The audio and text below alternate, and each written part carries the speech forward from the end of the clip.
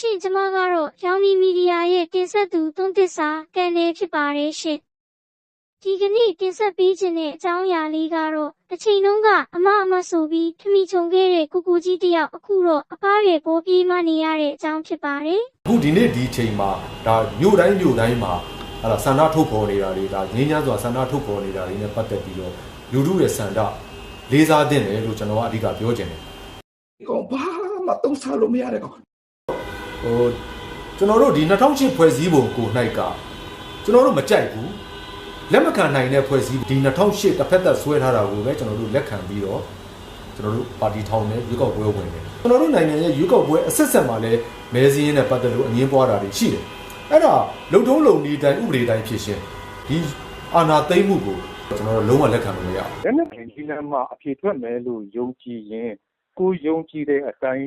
ဒီဇိုင်းမှတ်လုပ်ပါ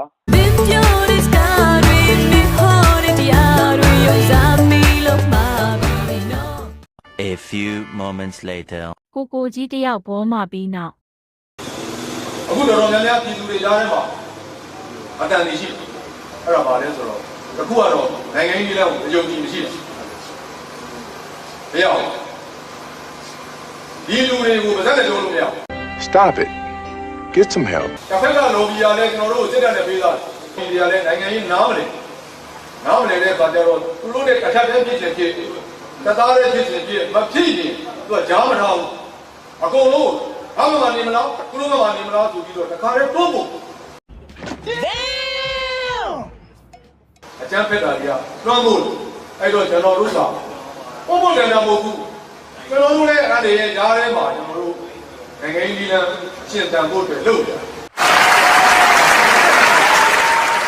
တက်မလို့ဆိုတာတော့မှအရသားထဲမှာပြည်သူကြားထဲမှာတန်တော်ကားကားနဲ့လေခွင့်မရှိဘူးမနေတော့ဘူးလက်နဲ့ကြိုင်ထားခြင်းတော့မတူဘူးသူ့ရဲ့တောင်းသဘောတဘာဝ